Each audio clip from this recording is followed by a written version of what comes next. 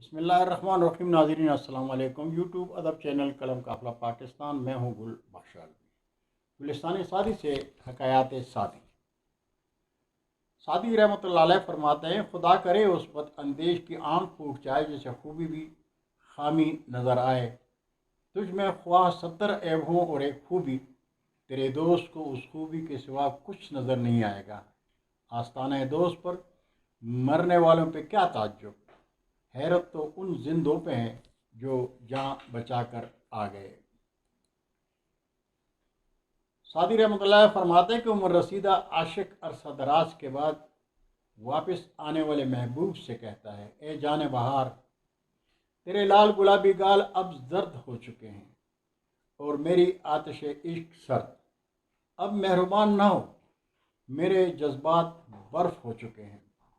اب یہ اٹلانا کیسا اور یہ اترانا کیسا۔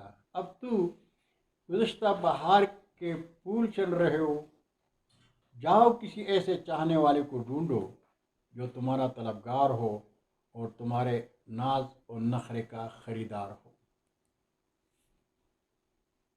کہتے ہیں کہ آنکھوں کو نیزے کی انی پر دیکھنا آسان ہے، مگر کسی دشمن کا چہرہ دیکھنا سخت دشوار ہے۔ ہزار احباب سے قطع تعلق کر کے بھی اگر ایک دشمن کی صورت دیکھنے سے نجات مل جائے تو عین واجب ہے۔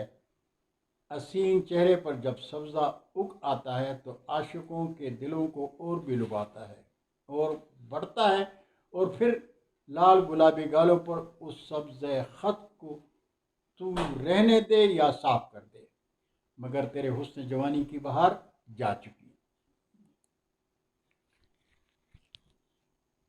فرماتے ہیں کہ میں نے ایک خوبصورت چہرے والے دوست سے پوچھا، یہ تیرے چاند سے مکڑے کو کیا ہو گیا ہے؟